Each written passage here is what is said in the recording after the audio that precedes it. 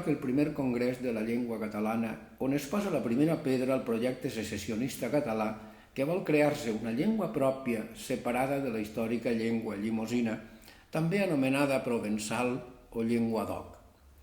El 1932, Fabra i altres intel·lectuals de Barcelona aconsegueixen que se signen les bases ortogràfiques de Castelló, que tenen com a objectiu ser unificadores, encara que el document no diu, no explicita clarament en cap de lloc, quina llengua vol unificar.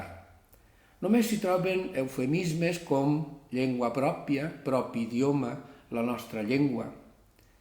Es tractava d'introduir a València el nom llengua catalana fugint de dir-ho. Per què? No era legítim, no era històric, era una impostura. Al primer títol, per la unificació de l'ortografia valenciana, se li afig més tard allò de bases, com podrem comprovar. Més tard es diran normes. El document fa la sensació de ser precipitat, incomplet, superficial i amaga alguna classe de por. Por a què? Por a dir el nom que a partir de 2 anys més tard tractarien d'estendre per terres valencianes. Aquella firma de les bases tenia 2 objectius. Un, sumar els valencians al projecte de Barcelona, o, millor dit, sumar uns pocs escriptors valencians en representació teòrica, minoritària i gens democràtica.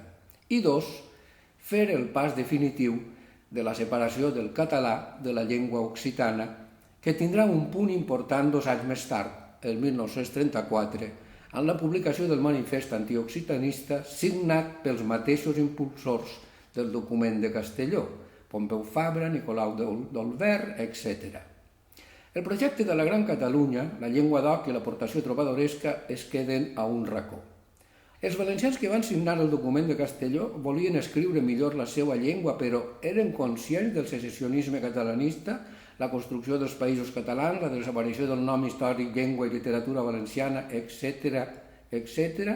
O sigui, coneixien l'entramat polític que hi havia darrere del document castellonenc?